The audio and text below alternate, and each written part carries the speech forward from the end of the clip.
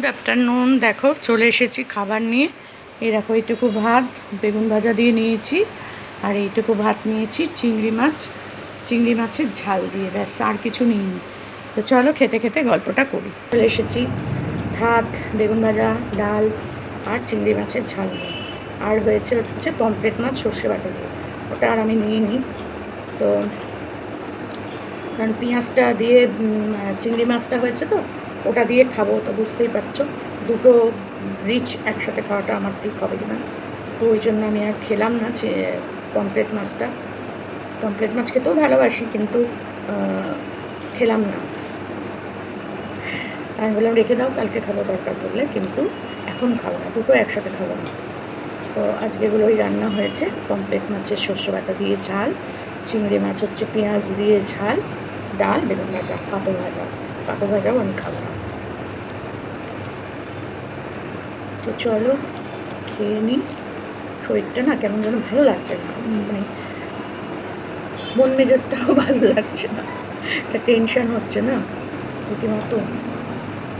এই হোক, টেনশান করে তো লাভ নেই, যেটা হবার সেটা হবেই। আর কী রোদ্দুর, একটু আগে মেঘ ডাকছিল, গরম গরম করে মেঘ ডাকছে। তো ছাদে জামা কাপড়গুলো আমি দিয়ে এসেছিলাম, মাসি সব বারান্দায় মেলে দিয়ে গেছিলো। এবার বারান্দায় মেললে বলো কি হাওয়ায় কতক্ষণে শুকাবে তার ঠিক নেই।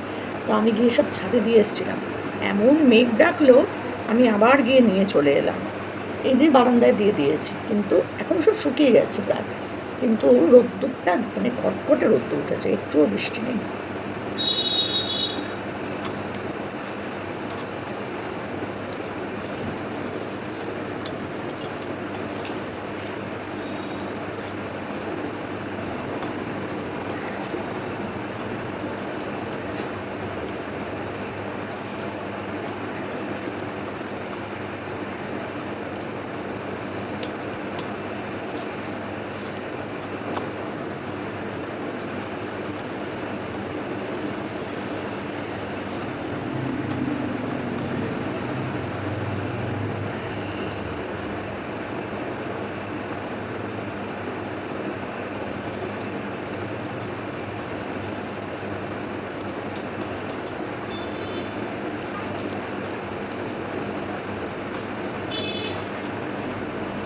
লঙ্কায় একদম ঝাল নেই।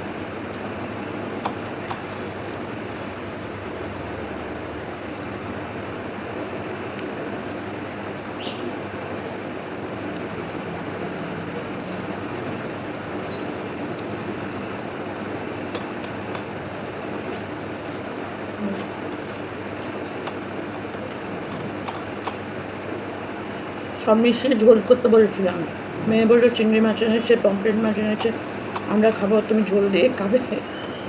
আমি তো অসুস্থ মানুষ, বলে আজকে খেয়ে নাও, কালকে থেকে ঝোল ভাত খাবে। আর খাবো না গো, এসব মশলা টশলা খাবো না, ঝোল ভাতই খাবো।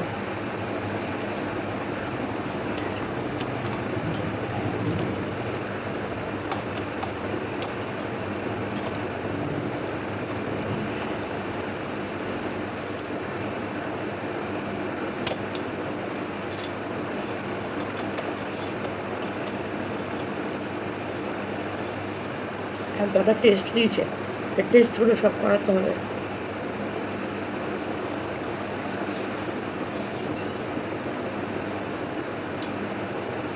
প্রচুর টেস্ট, আর টেস্ট, প্রচুর ঝোল, এই তেল হয়ে গেছে মাছটাতে, তেল খাবো না। মাছ বললাম কম দে, কতগুলো দিয়েছে বাবা, 5খানা মাছ দিয়ে দিয়েছে, না ঝোলটাও অল্প নেব, পুরো কাইটা নেব, মানে তেল মশলাটা নেব না। মানে খুব নিজেরই ভয় হয়ে গেছে, সত্যি বলছি। আর আমরা না বরাবরই একটু ঝাল তেল মশলা খেতে ভালোবাসি, একটু লাল লাল রঙ হবে। আমার শ্বশুরমশাই জানো, লাল লাল রঙ না হলে ওটাকে রান্না বলে মনেই করতো না। কী রান্না হয়েছে এটা, রঙই নেই, ঝাল নেই, তেল ঝাল নেই। মানে একটু তুমি মানে মশলা কম দিয়ে, যে একটু তেল কম দিয়ে রান্না করবে, আমার শ্বশুরমশাই সেটা পছন্দ করে। ঝাল তেল মশলা দিয়ে রান্না হবে, তবে সেটা রান্না। আমার বাবাও তাই, যে একটা দেখতে একটা ভালো লাগার ব্যাপার আছে তো না। সেটা একটা ব্যাপার ছিল। বেশ কষিয়ে বসিয়ে রান্না আমাদের বাড়িতে হতো, তো সেই স্বভাবটাই আমারও হয়ে গেছে। কষিয়ে বসিয়ে ছাড়া খেতে পারি না। আমি খেয়ে নিই, আমার কোনো ব্যাপার হয় না, কিন্তু ভালোবাসি ওটাই খেতে। দেখো কতটা তরকারি মানে কাই রেখে দিলাম।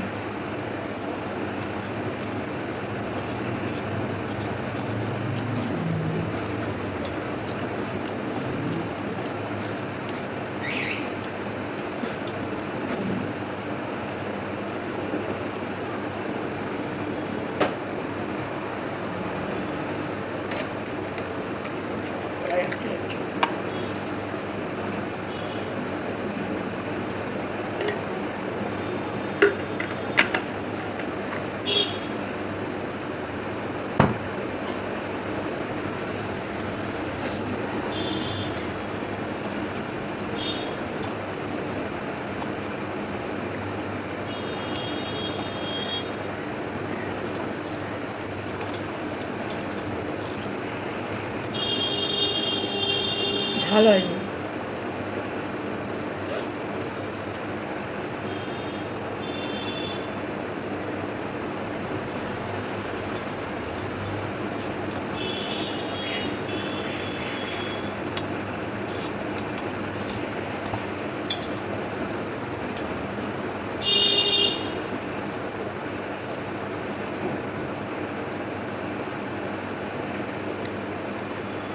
শরীরের মধ্যে কোনো এনার্জি পাচ্ছি না, কিছু একটা বেশ ভালো লাগা ওই ব্যাপারটা লাগছে না কেন কে জানে।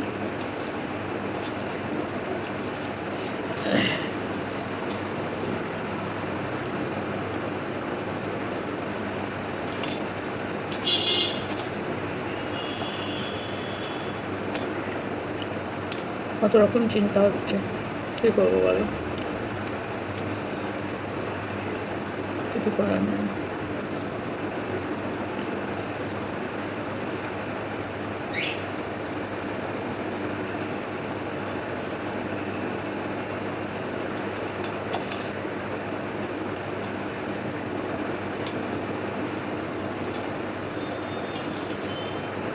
আগামীকাল আমার বড় জামাইয়ের জন্মদিন, নাহলে আজকে চলে যেতাম। আজকে আর যেতে পারবো না। মেয়ে বললো কালকে দিনটা থেকে মঙ্গলবার বাড়ি যেতে, মঙ্গলবার যাবো বাড়ি, তারপরে পরের মঙ্গলবার আসবো। এই শনিবার হসপিটালে গিয়ে ডাক্তার দেখে ডেট নেওয়ার কথা ছিল, কিন্তু আমি ভাবছি থাইরয়েডের ওষুধটা কমপ্লিট করে নিয়ে তারপরে আমি অপারেশন করাবো, কারণ বাই চান্স আমার দু জায়গায় দুরকম ডাক্তার দুরকম কথা বলছে। ওই জন্য ভাবছি থাইরয়েডের ওষুধটা কমপ্লিট করে তারপরে যা করার করবো।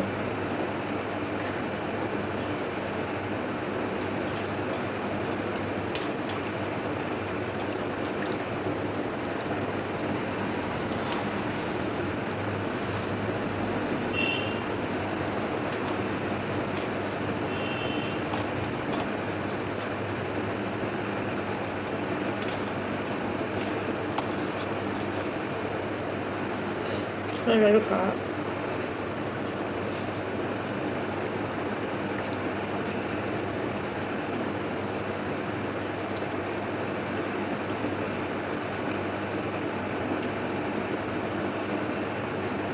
খাওয়া কমপ্লিট, দুটো চিংড়ি মাছ থেকে গেছে, মেয়েকে বলবো খেয়ে নি, এঁঠোটা তো তুলে রাখা যায় না, ওকে বলবো এখন পেটে মুখে দিয়ে নে। খালি মনে হচ্ছে শুয়ে থাকি, মাথার মধ্যেটা না কেমন যেন একটা হচ্ছে, শরীরের মধ্যে কেমন একটা হচ্ছে, কেমন বলো তো, এমনি যে ব্যথা যন্ত্রণা এসব না, কেমন একটা ঝিনঝিন ঝিনঝিন ভাব, যেন মনে হচ্ছে শুয়ে থাকি শুয়ে থাকি শুয়ে থাকি। কতক্ষণ শুয়ে থাকবো বলো তো, অকারণ শুতে পারি না, বড় জ্বালা। অনেকে আমি দেখেছি বেশ সুন্দর শুয়ে থাকে, ঘুমিয়েও পড়ে, আমার হবে না, বিশ্বাস করো, কিছুতেই হবে না। দেখি এখন একটা সিনেমা দেখবো বলে প্ল্যান করছি, এখন জানি না দেখতে পারবো কি না, ওইটাই দেখবো, একটু ইচ্ছা আছে, বাংলা বই, দেখি কি করা যায় না যায়। আর ঘুম পেলে ওই শুয়ে শুয়ে দেখতে দেখতে অনেক সময় ঘুমিয়ে পড়ি, তো সেইটা যদি হয়তো খুবই ভালো বেঁচে গেলাম, কিন্তু একটাও ভিডিও করা হয়নি, বিশ্বাস করো আমার কোনো চ্যানেলেই কোনো ভিডিও নাই। তো সেই ভিডিওটা মানে বাড়ি থেকে করে আসা ব্লগ ভিডিওটা খানিকটা করা আছে, আর খানিকটা এখানে এসে একটু একটু করেছিলাম, সেটাই তোমাদের কাছে আজকে দেবো, তোমরা একটু দেখো। কারণ এখানে তো আর ব্লগ ভিডিও বানাতে পারছি না, কী করবো বলো, সেটাই তোমরা একটু দেখো, কমেন্ট করো, একটু ভিউজ দাও। কেন দাও, সেটা কেন দিতে বলছি সেটা নিশ্চয়ই বুঝতে পারছো। সামনে আমার প্রচুর চাপ, যদিও এইবারে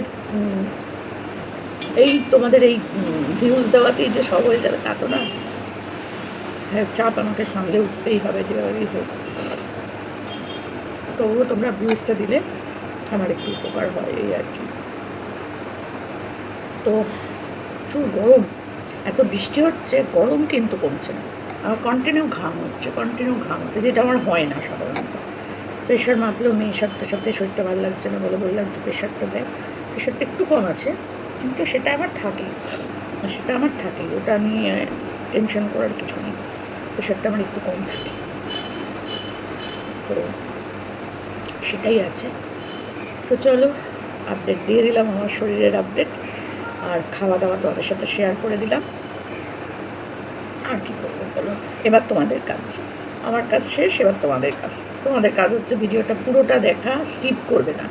অল্প ছোটো ছোটোই ভিডিও করি আমি, 12-13 মিনিট 15 মিনিটের মধ্যেই শেষ হয়ে যায়, স্কিপ করো না প্লিজ। তো চলো, এইটুকুনি বললাম। রাত্রে কী খাবো দাবো তা তো আমি জানি না, রুটি ফুটি হবে, তবে রুটি আমি খাবো না, আমি ভাত খাবো, ডাল আছে, ডাল দিয়ে খেয়ে নেবো, ভাত কোনো ব্যাপার না। মাছটা খুব সম্ভবত আমি খাবো না, শস্য বাটার মাছটা, যা হোক কিছুটা রাত্রিবেলা খেয়ে নেবো, রাত্রির খাওয়া নিয়ে অতটা আমার চিন্তা হয় না, যা হোক মুড়ি পুরি খেয়ে নিয়েও আমি থেকে যাই, কোনো ব্যাপার না। কিন্তু দিনেই একটু ভাতটা না খেতে কেমন হয়, ওই জন্য এটা খেলাম। তো চলো, এখনকার মতো ভিডিওটা এখানে শেষ করলাম। ভালো লাগলে লাইক কমেন্ট করো, আর তোমাদের মতামতগুলো অবশ্যই, আমার খুব ভালো লাগে তোমাদের কমেন্টগুলো পড়তে, তোমরা আমাকে অনেক কিছু মতামত দাও, দিদি এটা করো না, দিদি এটা করো, আমার খুবই ভালো লাগে। আর চলো, এভাবেই চলতে থাকুক আমার জীবন তোমাদের সাথে, আর কি বলবো বলো। আর বেঙ্গলি ব্লগ বাই সোমা, এই চ্যানেলটাও তোমরা একটু দেখো, যারা আমার খাওয়ার ভিডিও দেখো, এই ব্লগ ভিডিও দেখো, তারা একটু আমার ওই চ্যানেলটাও দেখো। তো চলো, এটুকুই বলার ছিল, টাটা।